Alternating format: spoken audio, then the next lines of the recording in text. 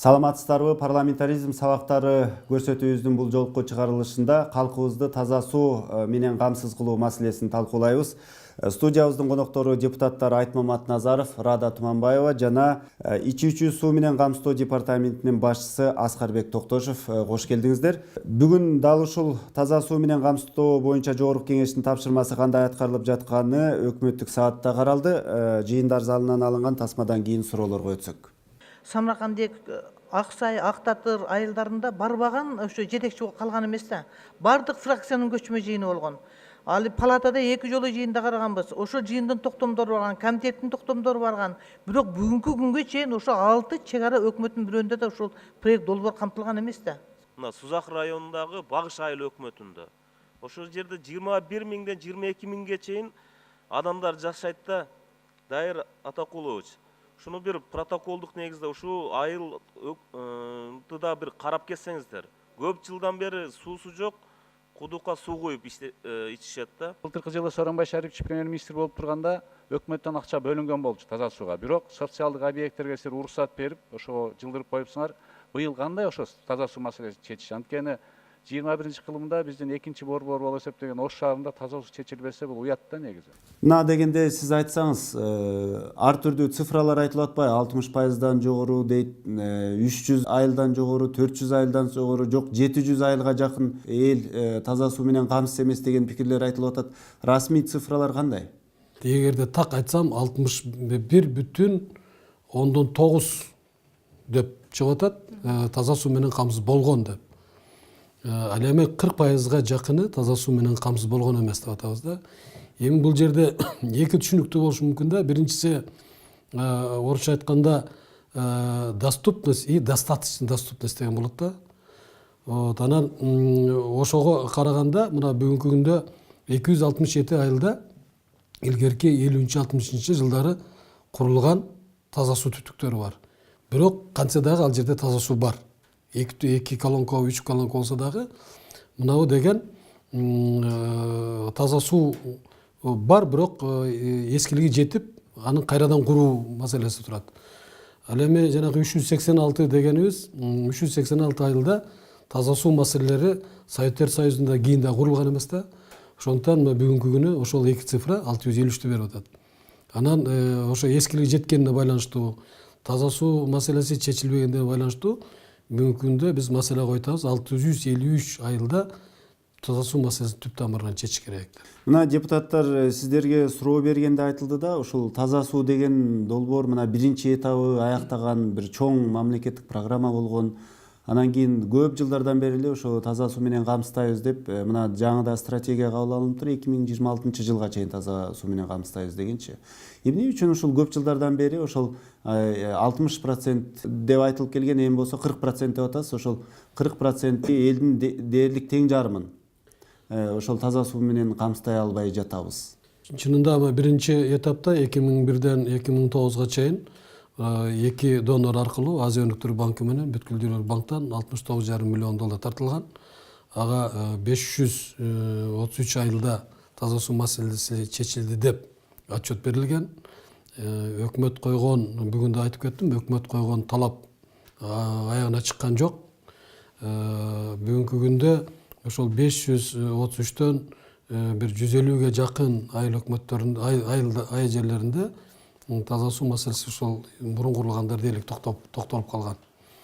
Өзүңүз билесиз, мына бюджеттин тартыштарына байланыштуу бул маселелер ошол четки донорлордун, тышкы донорлордун эсебинен чечилет да, каржыдан. Ошондуктан мына 2011-ден баштап ошол мурунку кетирилген кемчиликтерди эске алып туруп, анан Азия өнүктүрүү банкы дагы Бүткүл дүйнөлүк банкта экөө тең токтотуп койгон. Бирок ошол кайрадан алар бизге талап койгон. Биринчи талабы ошол улуттук стратегиялар жок. Экинчи талабы силер бүгүнкү күнгө чейин ошону куруп берсе дагы иштете албайсыңар, даярдыгыңар жок деп эки талап койгонда. Биз ошолордун баардыгын кайрадан далилдеп, стратегиябызды кабыл алып, жана сиз айткан 20 жылга чейин андан кийин ушу жерлерде чогулуш өткөрүп, протоколдорун берип, мына биз азыр даярбыз деп далилдеп бердик. Ошондуктан Бүткүл дүйнөлүк банк кайрадан келди. Өзүнүн $71,2 миллион менен. дагы кошумча ага ушул секторго Ислам өнүктүрүү банкы 23 миллион доллар менен келди. Кыскартып айтканда эл аралык уюмдардын жардамы менен бул маселеден чыгууга аракет кылып атыппыз көп жылдардан бери. Анан кийин биринчи бул эң негизги тоскоолдук кайсыл? Ошо кайра эле ошол суроону бергим келип атат. Бул Кыргызстандагы ошол жанагы суу менен камсыздоо тармагынын коррупциялашканынанбы же болбосо бул ишти билбегенденби, адистешкен бир мамиле жасалбай жаткандыгынанбы? Бул жерден көп фактылар бар. Эң негизгиси биринчилерден болуп ошо биринчи этабында коррупциялык схемалар иштеген. Коррупциялык схемалар деген эмне? Бул ошол долбоорчуларды биринчи ошол иш кагаздарын түзүүдө бир эле долбоорчу мисалы үчүн 15 айылдын долбоорун чийген. Ошондой эле дагы жанагы подрядчиктер деп коебуз, куруучулар. Ошо куруучулардын деңгээлин карабай туруп, мисалы үчүн куруучулардын булар баягы уровень ответственности деп коет, 3кө бөлүнөт да, биринчи, экинчи, 3кө деп. Ошолорду да карабай туруп эле бир ручкасы бар, бир портфель менен көтөрүп жүргөндөрдү ишке киргизген. Ошонун негизинен көп жерде, мына мен көп Скол областына өткөндө бардым. Бизде глубина залегания деп коет, турбаны 101 метр 20 сантиметрден өйдө көмбөш керек. 30 сантиметр, 40 сантиметр көмүп койгон жерлер бар. Ошондуктан негизгиси, мен ойлойм, негизги коррупциялык схема, экинчиси көзөмөлдүн жоктугу болгон. Ошол долбоорчулардын, куруучулардын, ошонун үстүнөн көзөмөлдөгөндөрдүн көзөмөлү жок болгон да. Мына эми 2017-жылы ушул жогорку кеңеш атайын тапшырма берген экен өкмөткө. Ушу таза суу менен камсыздоо боюнча маселелердин баарын чечкиле, өзүңөрдүн бир көз карашыңарды, жанагындай бир чечүү жолдорун карагыла депчи, жалпы жонунан.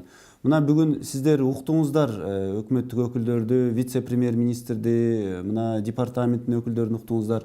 Сиздерди канааттандырдыбы жооптор?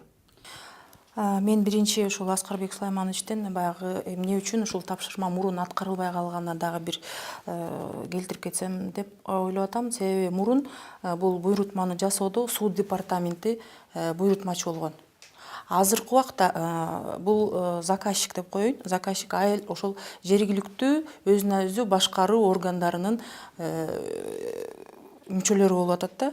Ошолор өздөрү заказчик болуп атат. Айыл өкмөт, шаардын мэри болуп атат.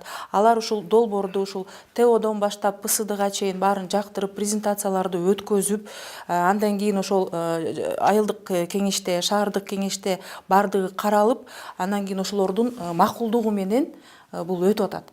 Анан ошондой көзөмөлдөөчү дагы ушул жергиликтүү өзүн өзү башкарган органдар болот. Анан дагы бул жерде бир жакшы нерсеси, азыр Арис тарабынан технадзор инженери дагы коюлуп атат да. Бул деген ошол курулуш башталгандан баштап, курулуш бүткөнгө чейин ушул жасалып аткан иштин сапатын көзөмөлдөп, ошол сапатына жооп берүү үчүн бул дагы өзгөчөлүктөр болуп эсептелинет. Андан кийин дагы бир өзгөчөлүк. Мурун тендерде деген эгер суу департаменти, донор, анан подрядчиктер эле катышса, азыр ошол жерде жогорку кеңештин депутаттары да катышып атат. Жергиликтүү ошол өзүн өзү башкаруу буйрутма берген айыл өкмөттөр, мэрлер өздөрү катышып, өздөрү дагы ошол подрядчиктерди тандап, ошол өзүнө кызыктар болуп атат. Соопу кошулуп атат. Ошон үчүн менимче бул азыркы кетип аткан долбоор 100% аткарылат деп. Ал эми ошол жооптор сиздерди канааттандырдыбы? Мисалы качан, мисалы 100% дейсиз, бирок качанга чейин аткарылып бүтүшү мүмкүн да? Эми азыр 23-жылга чейин деп берилип атат. 23-жылга чейин ушул долбоорго кирген мурун 16 шаар болчу, азыр 20 шаар болду. Ошондой эле ошол тизмеге кирген айыл өкмөттөрдүн бардыгы айылдар бүткөрүлөт деп Дүйнөлүк банк дагы, Азия банктын донорлору дагы өз убагында каржылайбыз деп атат. Азыр баягы ТО менен ПСД даярдоо убагында болуп атат. Презентациялар өтүп атат.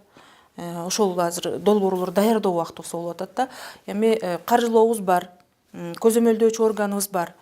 Мен ойлойм жумуш жакшы кетет деп. Мурункуда 2002-2009 жылга чейин даярдап берип коюп болгон өткөзүп бердик, бирок эч кандай контроль болгон жок да. Бул маселени ушу сиз жетектеген тармактык комитет көзөмөлгө алат, ар дайым ушул маселени козгоп келет. Сиздердин комитетке кирген депутаттар дагы ушул таза суу маселесин дээрлик ар бир жыйында козгошот да. Анан сиздин оюңузча кандай ошол өкмөттүн ошол таза суу менен камсыздоо боюнча багытында жасап жаткан иштери мындай канааттандырарлык деп айтууга болобу? Азыр бир топ форматтар өзгөрдү, уюштуруу иштери өзгөрдү. Буга мына Арис проектиси киришти. Анан 5% салым деген жокко чыкты. Эл иштеп берет, эл жумушун аткарат деген жокко чыкты. Бул жерде 80% ошол чет элдик уюмдардан каражаттары, 20% республикалык бюджеттен каражат бөлүнүп атат. Эми ошону жакшынакай кылып уюштуруп, ошо коррупциялык схемаларды жок кылып, жакшынакай кура турган курулуш организацияларын туура тандап, проектлерин туура түзүп ишти алып барсак, бул мен ойлойм, бул иштеп кете турган проект.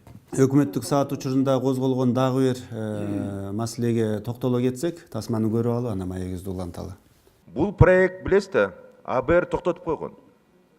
Биз астыга жылыш үчүн даярдык кылчу. Биз деген ким мурун жооптуу күнөөлүү болгондорду хотя бы тактап алышыбыз керек да. Мурун болгон, мына Аскар Сулайманович айтат, департамент сельского водоснабжения деген, билесизби? Ошол департамент бул ишти запустил. Ол таза суу проектисин ишке ашуусунда чоң коррупциялар жөнүндө сөз болуп атат да. Алар эмне үчүн жок? Ген прокуратура 26 иш ачкан экен. Ошонун 19-у сотко кетиптир. Жыйынтыгы эмне болду? Биринчи этап менен экинчи этапта биринчисинде 70 миллион жок болду таза сууга. Экинчи этапта 41,5 миллион доллар акча жок болду. Анан эми бул жерде коррупция гүлдөп турган убагында жок болгону кандай? Чакырылбаса анда эмне жөнүндө сөз кылабыз азыр? Мынакей сиз ошо расмий өкүл катары айтып койсоңуз, чынында эле мына сиздин департамент баягы айтып атпайсыздарбы, мындан кийинки ошо жаңы этаптагы иш аракеттерге биз жооп беребиз. Мындан мурда чынында эле ошол уурдоолор жана коррупциялык көрүнүштөр болгон депчи.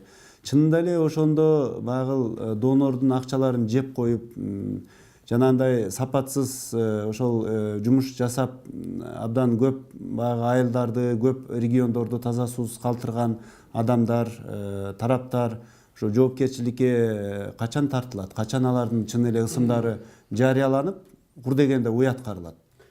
Эң туура суроо болуп атат. Мына ушул маселе боюнча мен ушу 2012-ден баштап, 2013-те жаңы түзүлгөндөн баштап мен иштеп атам. Мурун департамент айыл жеринде департамент деп койчу эле, айыл жердин суусунун. Ошонун базасында биз ичүүчү суу жана саркынды суу тармактарын өнүктүрүү департамент деп жаңыдан түздүк. Ошондон баштап мен бул маселени көтөрүп келем да. Азыр менде бир томдой кагаздар бар. Ошонун баардыгын бир топ кылып туруп, анда Аида Салянова генеральный прокуратура эле биз бергенбиз. 18 подпроект кылып, 18 конкретно ошол адамдардын тизмесин жетекчилерин бергенбиз. 3 жыл карады дагы, 3 жылдан кийин бизге ошол баягы орусча айтканда срок давности өтүп кеткенине байланыштуу ушундай тергөө иштери токтотулду деген бизге жооп келген. Ал жооптор дагы бар да. Анан азыр бүгүнкү күндө урматтуу депутаттар көтөрүштү. Ушул маселени кайрадан козгоп, баягы срок давностьтен алып алынган, ошонун негизинде кайрадан бербейлиби деп. Биз азыр даярбыз, материалдар бар, биз фамилиялары дагы бар, бирок эми менден ошол биринчи башында иштеген департаменттин башчысы раматтуулук болуп кетти, бирок калгандар иштеп атат да. Бүгүнкү күнгө чейин конкреттүү түрдө кайсы подрядчы каерде иштеген. Мына бүгүн Кулатовду көтөрүп кетти маселе. Кулатов айылында 4 айыл өкмөтүн камтыган, где-то бир 12-15ке жакын айылды камтыган чоң долбоор иштеген да. Миллиондогон акчалар кеткен. Бирок бир эле ошол жерде жана суу кампасы деп коет. Суу кампасын курбай койгон үчүн мына азыр бүгүнкү күндө ошо 12 айылдын таза суу маселеси турат. Андан тышкары азыр мен да бир кичине кошуп эле койсом, эң туура суроо болуп атат да, кайтарым боюнча. Бүгүнкү күндө ким кайтарат? Бүгүнкү күндө мына соопулар, кыргызча айтканда исхакбы деп коет. Ошо исхакбылардын бүгүнкү күндө абалын өзүбүз эле көрүп турабыз да. алар эч нерсеге жооп бербейт, коомдук уюм катары. Анан мыйзам бар, жергиликтүү өз алынча башкаруу мыйзамы, андан кийин анан ичүүчү суу жөнүндө мыйзамы. Ошол мыйзамдын негизинде айыл өкмөттөр, жергиликтүү өз алынча башкаруу органдары муниципалитеттик ишканалар түзө алат деген жер бар да. Ошондуктан биз жана мен дагы айтып кеттим, 3-4 айыл өкмөтү чогултуруп бир муниципалитеттер аралык ишкананы түзүү боюнча. Мына баштадык, Кудай буйрса 17 жерде биз ачтык. Бирок эми анын бүгүнкү күндө техникалык абалы да биз жакындан жардам беришибиз керек. Ошолор кийин муниципалитеттик ишкана катары акчаны кайтарууга ошолор мындай неме болот эле да. Ошолор аркылуу алсак болот эле. Жооптуу болот эле. Мына ушул эле суроо сиздерге да, чынында эле эл аралык донорлор баягы Кыргызстандан көңүлү калып калды да. Бул таза суу проектиси боюнча 10 миллиондогон доллар каражаттар бул жакка жумшалды. Анан кийин бул жерде ошол кыргызстандык эле компаниялар, атуулдар аны жеп коюп, анан кийин жана кылмыш иштери кыскарып кетти. Эми алар кайрадан эле башка фирманын аты менен ошол эле адамдар келип ушул жаңы долбоорлорго кошулуп калуу ыктымалдыгы бар да.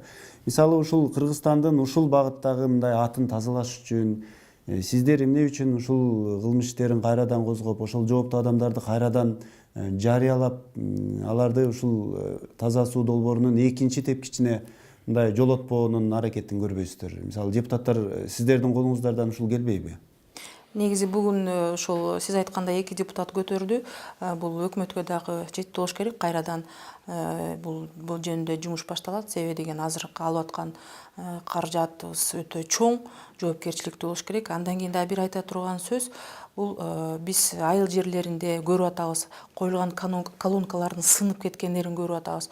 Ошондой эле атайын баягы сууларды тазалоочу, хлордоочу атайын жайлардын эч кандай кароосуз калгандары жөнүндө көңүл буруп атабыз. Бул деген эч ким буга жооп бербейт, же СОБУ жооп бербейт, же болбосо айыл өкмөтү, же мэр эч ким жооп бербейт да. Ошон үчүн кайрадан жоопкерчиликти бирөөгө аныктап өткөзүп берсек, ошол баарына жооп берет. Жыл сайын ошол жерде ремонттоп, себеби баягы кырдаал, кандайдыр бир коркунучтуу кырдаал болгондо эң керектүүсү эмне? Суу. Бизде айтылат, сууну биринчи коргошот бардык эле жердечи. Ошон үчүн бир эле жерден көп эле биологиялык өтө коркунучтуу нерселер болуп кетиши мүмкүн да.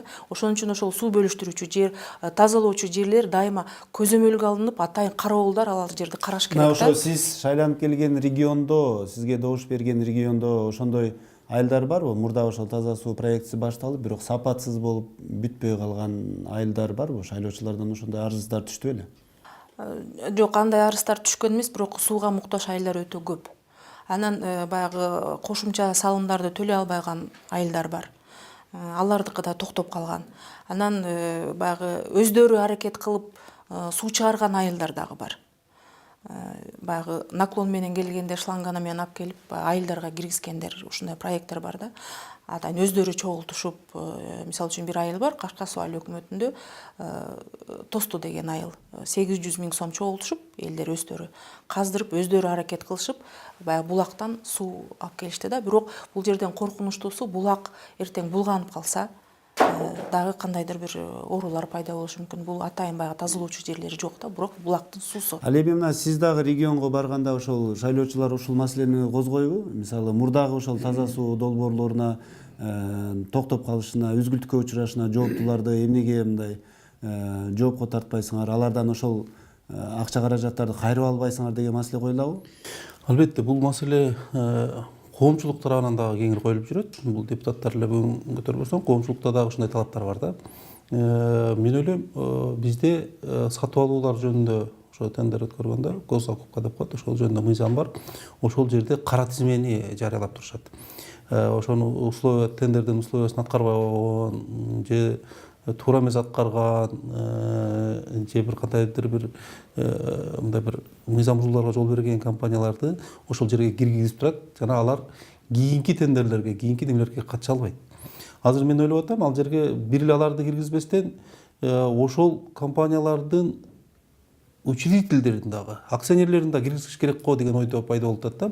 Мунун үчүн мыйзамга бир аз өзгөртүү киргизүү керек. Сиз жана туура айттыңыз, мурда башка компания болсо азыр башка компаниянын атын ачып алып кайрадан эле кире бериши мүмкүн да. Ошон үчүн ошол эле адамдар. Ошон үчүн бул ошол акционерлерге дагы, учредительдерге дагы ошо кара тизме жайылтыш керек го деген ойдо болуп атам. Бул үчүн мыйзамга бир аз өзгөртүү кирүү керек. Ал эми жерлерге барганда жанагындай иштебей калгандар объектилер боюнча мен райондо акимдин биринчи орун басары болуп иштегем. Ошол объектилердин кабыл алуу комиссиясында болчумун. Анан бүтпөгөн объектилерди бизди бүттү дедиртип зордуктап кабыл алдырган учурлар болгон да. Кол койбой койгондо жогорку органдар тарабынан кол койдуруп болду деп кабыл алынган да учурлар болгон. Ошол объекттер бүгүнкү күндө иштебей турат. Мисалы келтирейин, мен өзүм жашаган айылда ошо сууну алып келип колонка кылып ортолукка чыгарып коюп кетип калышкан. Аскар Сулайманович айткандай, эч кандай требованияны аткарбастан, мындай жердин бетине эле көп жери ачык туруп, Кайсыл айыл? Бул Кыз Көл айыл өкмөтүндөгү айылдар. Анан элдер ар бири ошол түтүктөрдү тешип үйүнө киргизе баштаган да. Үйүнө киргизип алганда эми баягы азбест турба коюлган. Бул дагы баягы биз кийин билип атабыз, бул мындай коюлбаш керек экен. Ал ден соолукка зыян экен да. Ал турбаны жарганда жаракат пайда болуп, анан ал жерден ичине дарак өсүп кетет экен. Дарактын тамырлары өсүп кетет экен дагы. Бүгүнкү күндө ал система толугу менен иштебей калды да. Эми ошону мурда башында эле кирги курганда, туура курганда, ошол азбест эмес башка темир турба койгондо, тереңирээк казганда, анан ар бир үйгө чейин кийирип бергенде мындай болуп бүгүнкү күндө иштебей калмак эмес да. Бүгүнкү күндө ал система толук иштебей турат. Мына Кыргызстан боюнча бүгүн дагы бир маанилүү жаңылык айтылды. Мына абдан көптөгөн оорулар, ич келте дейт, ар түрдүү ушул сыяктуу жугуштуу инфекциялык оорулар тарап атыптыр. Таза суусу таза эмес региондордо. Анын ичинде мына сиз дагы жанагы 5 регионду атап бербедиңизби? Таза суу тартыш абдан көйгөйлүү деген 5 регионду атап бердиңиз. Анын ичинде айттыңыз, Баткен аймагынын бүт бардык райондорунда суу жетишсиз депчи. Анан кийин негизи ошол депутаттар сунуштагандай ошол эң жанагы оорулар эң көп тарап аткан, өмүр бою ошол суу жетпеген аймактарга мындай приоритет берип, биринчи ошолорго таза суу тартып келүү мүмкүнбү? Мындай айтканда, биз эгерде өзүбүздүн республикалык бюджеттен тартканда бир каалаган жерибизге койсок болот экен да. Ал эми чет элдик донорлор баягы өзүнүн чыгымдарын азайтыш үчүн бир регионду сурайт да. Мага Баткен облусун бер, мен Баткен облусун бүтүрөйүн. Или же болбосо ошого жакын жайгашкан дагы бир облусту бер, экөөнү бүтүрөйүн дейт экен да. Мына биз ушул сыяктуу банктарды донорлорду бөлүш кыйын экен. Бирок ошого карабастан мына бүгүн критерий жөнүндө сөз болду. Биз мына 2023-кө чейин президент койгон тапшырманы биз ошону аткарышыбыз керек, аткаралы деп атабыз да. Донорлорду тартканда бөлүп атабыз биз. Мына бардык жерде проблема бар. Проблема, эң чоң проблема Баткен менен Жалал Абадта. 386 деп айттык, жана 386 айылда таза суу курулган эмес деп. Ошонун 179-у Жалал Абад облусунда. Мына мен Жалал Абад облусунда кече жакында Дерес-Сай деген айылга барып келдим да. Муну карап көрсөң, сиз да билсеңиз керек. Дерес-Сайда бир ал жерге барсаң, арыктан Өзбекстан менен экөө чектеш жерден суу ичет экен. Арыктан өткөн, Өзбекстандан келген, уже кир сууну ичет экен да. Анан дагы бири Кара суунда бир Ынтымак, Шаралы деген айылдар бар экен. Мен ошол жерге барып дагы сүрөттөрүмдү тартып келдим да. Ошондуктан биз ошо жергиликтүү бийлик менен, губернаторлор менен ошолордун тизмелерин алып, приоритеттүү негизде бергиле деп, ошолордун гана тизмесин алып туруп, анан донорлорго сунуштап атабыз. Бүгүнкү күндө мына ушул метод менен жакшы болуп атат, себеби жооптуу ал жерде айыл өкмөтү, аким, губернатор, анан ошол саясатын жүргөн биздин мамлекеттик курулуш агенттиги болуп атат да. Маегиңиздерге рахмат. Ушуну менен бизге бөлүнгөн убакыт соңуна чыкты. Парламентаризм сабактары көрсөтүүбүздө биз бүгүн таза суу маселесин талкууладык. Саламатта калыңыздар.